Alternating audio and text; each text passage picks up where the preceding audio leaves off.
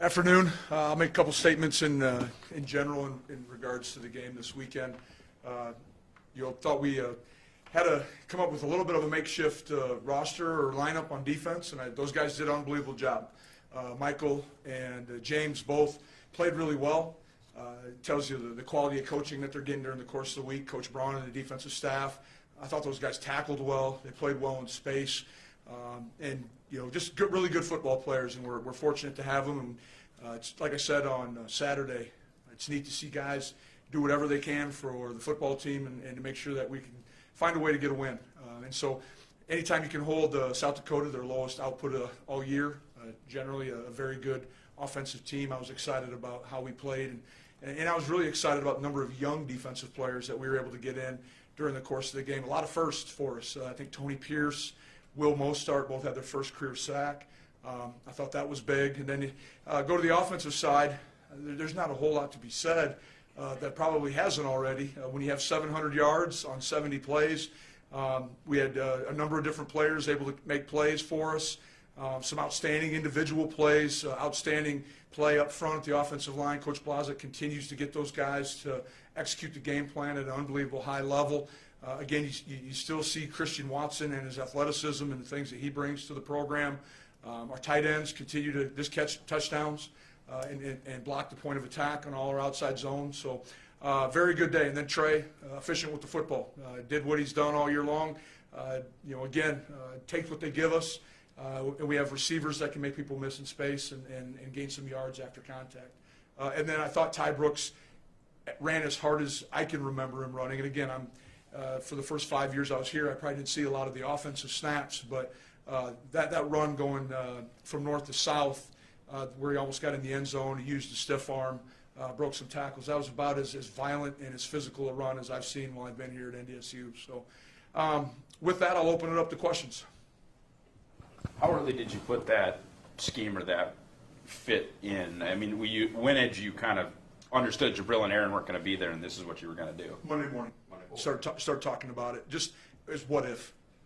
Didn't know at that time if either one of those guys would, Aaron practiced on Tuesday, but we just needed to have an answer for if it got to be, if they're offensively they got going so fast. We needed more DBs on the field. We knew that they were leading the conference in pass game or in yardage, and so we felt like, what can we do to try to slow them down a little bit?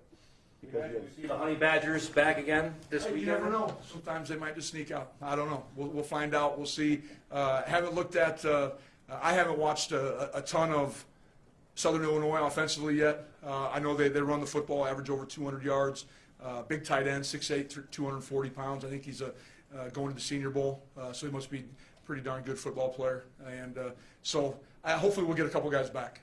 I'll find out more this afternoon when I get back over to the facility. Any sort of elephant in the room thing get addressed? Nope, haven't talked about it. Probably won't. I did have a meeting with our seniors today, and I really didn't say anything, but they did ask, "Are you going to mention being 12-0?" And I said, "Only if you guys want me to." And so they said, "Yep, that's a big goal of ours," and it was. You go back to July, it was #2 goal after winning the Missouri Valley Football Conference, and so we will address it today. Our guys, they want to go undefeated, and good for them. They've earned it. They've earned the opportunity to be right where they're at. When they brought that up to you in July, what was your initial take back of that, of going undefeated? Why not? Let's do it. I love the fact that they were confident. I was probably the most nervous one in the room when we talked about goals at that time. Only having been a head coach for about 6 months, so I've leaned on our seniors quite a bit. Just at weekly meetings at 8 o'clock every Monday, and just trying to feel the pulse of the team. How do we feel about wearing Snorty?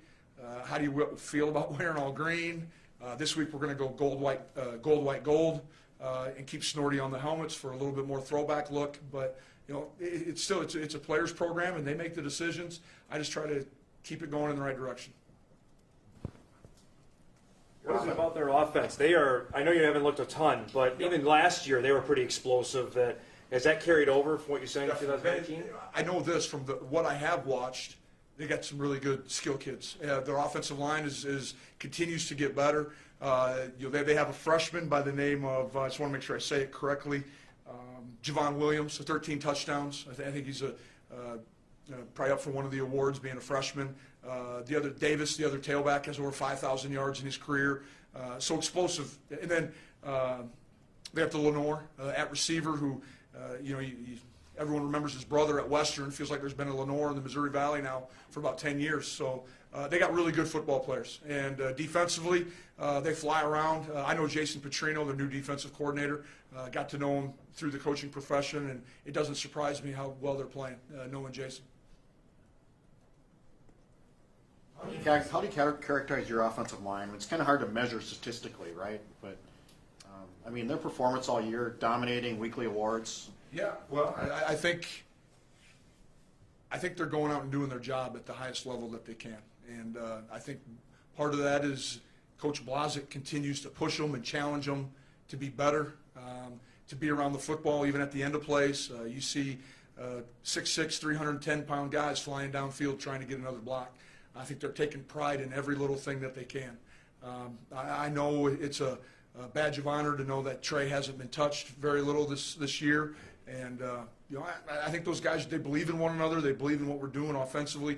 We have answers, and not that we haven't before, but you take something away, we have the ability to go back to something else, and maybe it's a little bit of a different scheme, but we've been able to answer or counter some of the other teams' adjustments during the game, and our kids, they handle it. And that stems from having great weeks of practice and being willing to learn all the time. Same starting five so far.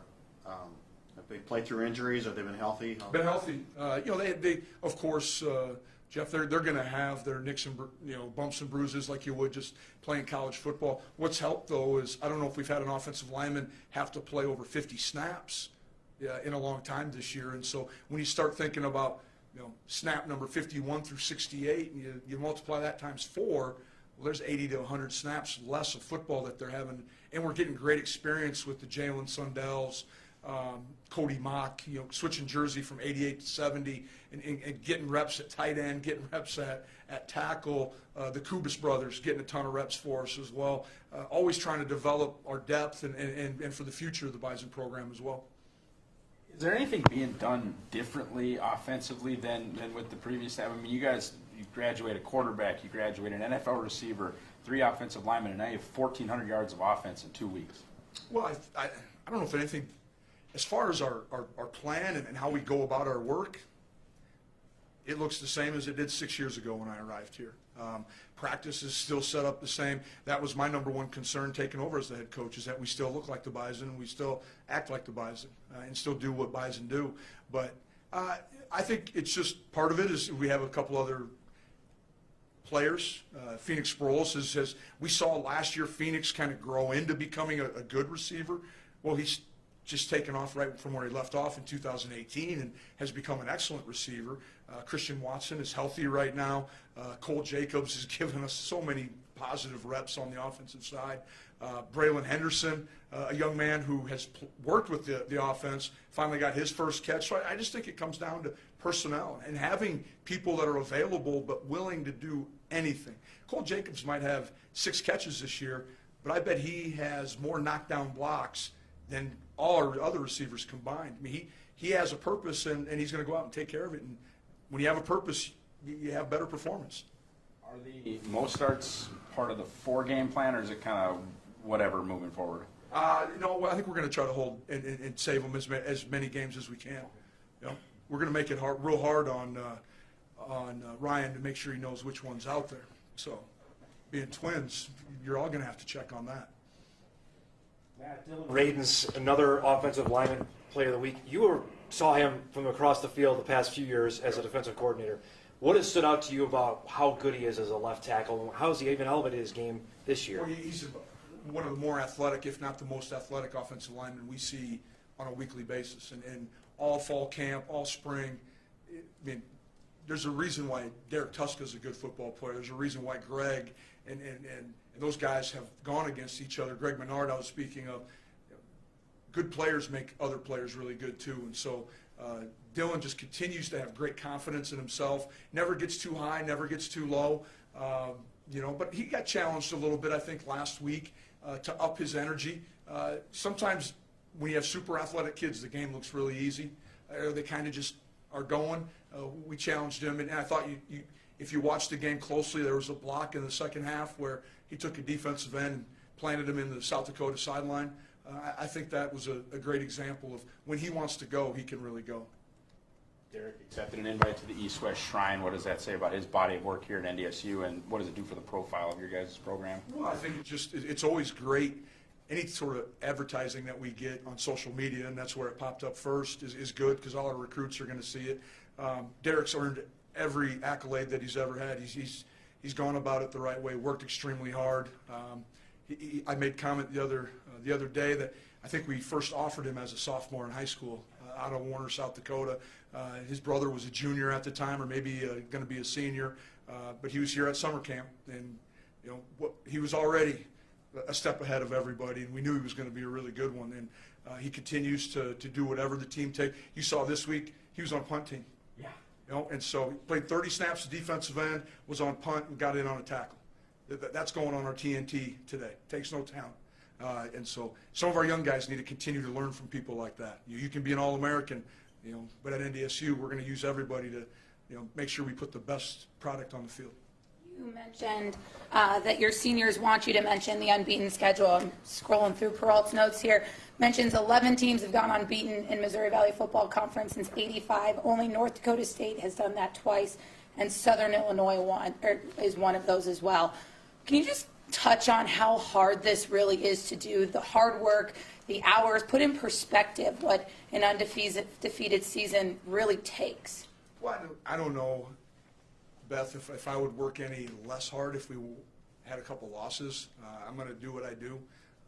But I think from a player standpoint, to the level of consistency that you have to show up with every day and go to work, and we still try to have some fun as well, and it's okay to smile over in the football office and in the football locker room and things. But that's probably what I get most impressed with is there's certain games you get up for. But to be able to maintain the focus, the energy for what we've had 8 weeks now coming up. This Saturday will be 8 weeks in a row. I think is remarkable, especially when we live in a world where there's so many distractions and outside noise that it's tough sometimes for an 18-year-old just to stay focused on one goal and to make sure that they're doing everything they can to win. Aaron Malmstrom re-injured his knee. Do you know a status on him for? Banged it up. I don't know the severity, but we'll continue day by day, and hopefully we can get Garrett back. He is he's a team. The team needs Garrett to be successful. He more than just what he does in between the whistle or the snap and the whistle, but it's Garrett being on trips and the leadership he provides is really important to our offense and our defense. So you say it was noticeable him being back this past weekend? Which guys love it when he's back at practice. He brings a level of energy, level of intensity, a level of Bison physicality that only the Bison fullback should be able to bring. How different is it having to close out the regular season on the road? Of course we'd prefer to have a home game, but we've done well on the road, and I still believe that the road can be a place where you can create extra continuity within your team, extra closeness. Guys get to know one another just a little bit better, and as we go into potentially the second part of our season, I think it'll provide some value. Jalen Bussey, what's his status? Broke his finger catching a pass Wednesday at practice. Out for 6 weeks, they said. Yep. Roughly. All right. Thanks, guys.